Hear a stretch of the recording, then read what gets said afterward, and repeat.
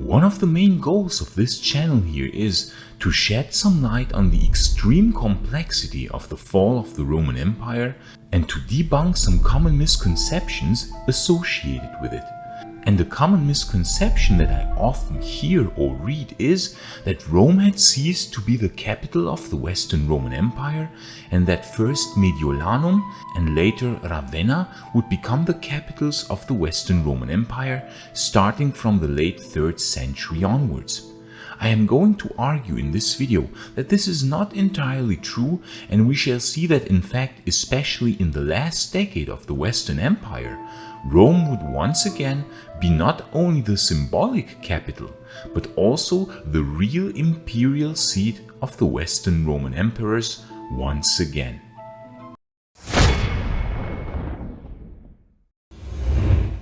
As so often, our story starts with the crisis of the 3rd century.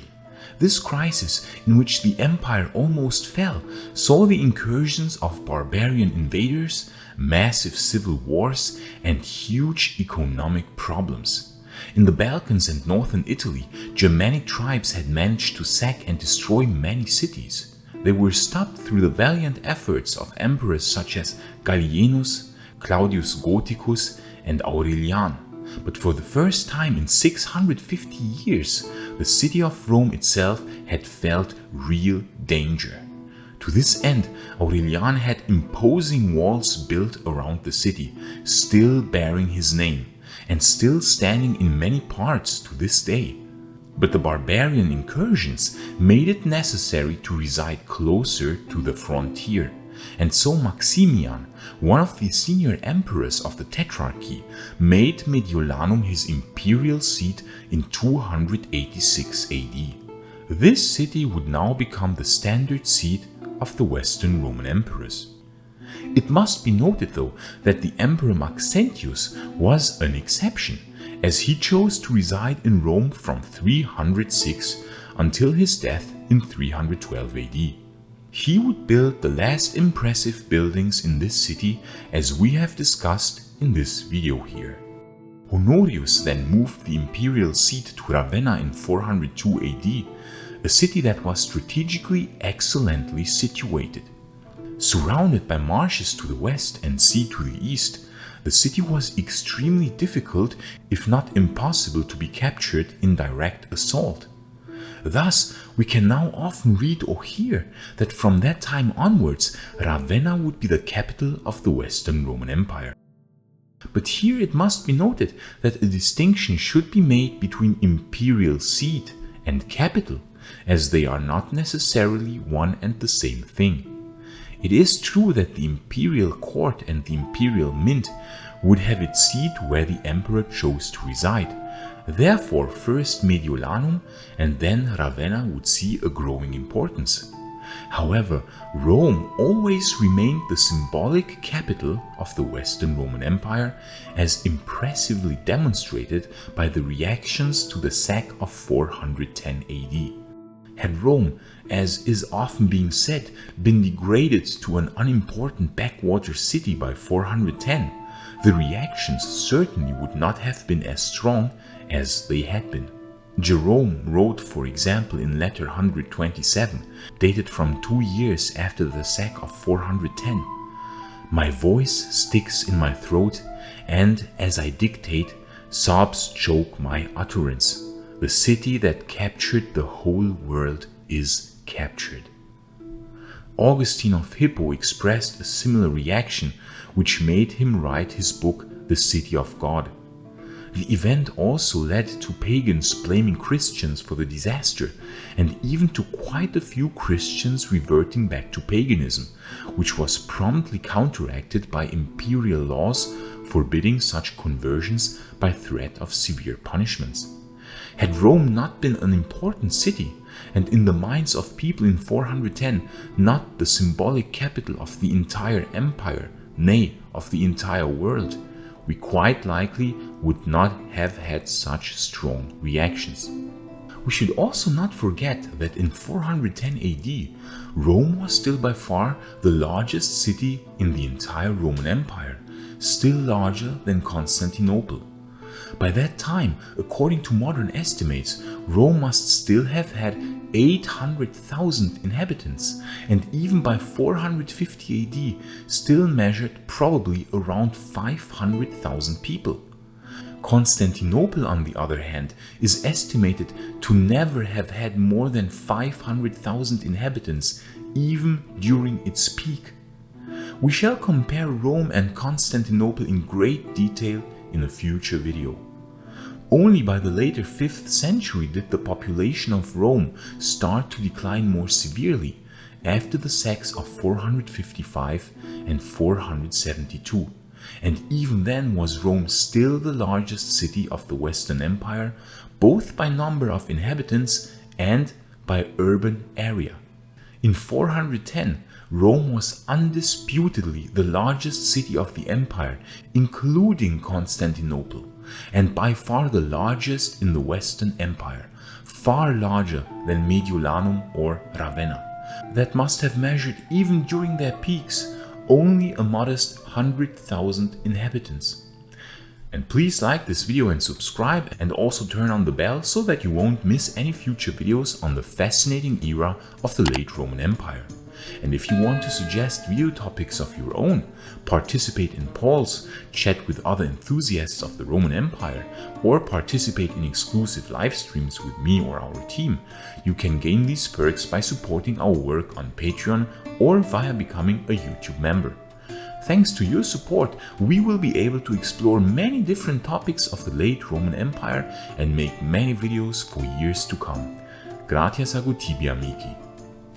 Now, it could be argued that even though Rome never ceased to be the symbolic capital of the empire and was still the largest city in 410, that during the last decades of the empire it would surely fall into complete obscurity, as is quite often wrongly propagated on YouTube or even in quite a few historical books.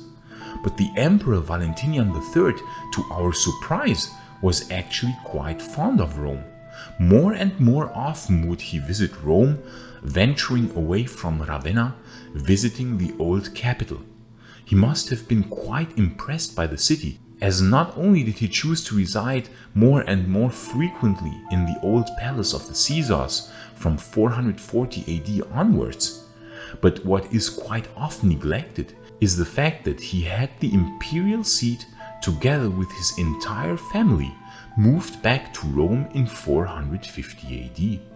This emperor, even though generally a weak and incapable emperor, who made the terrible mistake of killing his able magister militum Aetius, started a trend that would see Rome be not only the symbolic capital of the Western Roman Empire, but indeed once again the true capital.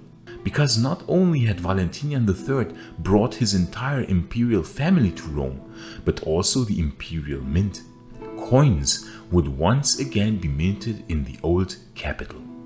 Valentinian III was killed by supporters of Aetius in 455 while riding his horse on the Campus Martius in Rome. The emperors following him continued the trend he started.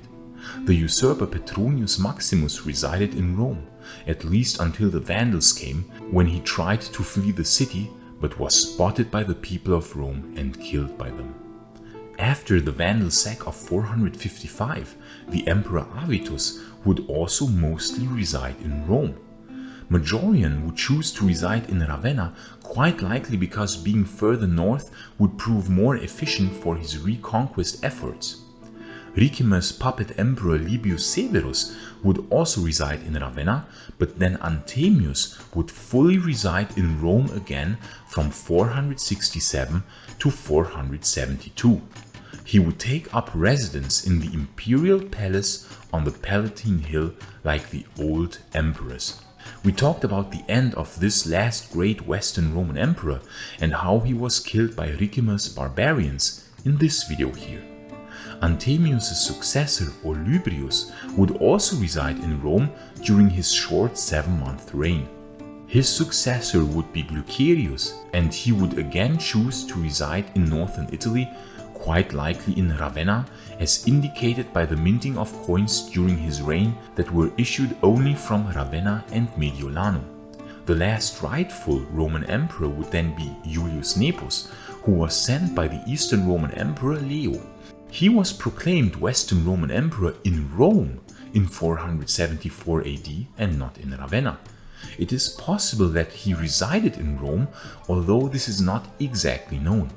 However, the minting of coins, not only in Ravenna and Mediolanum as under Glucerius, but additionally also in Rome, suggests that the imperial minting facility in Rome had been restored under Julius Nepos, making it quite possible that he could have resided in the Eternal City.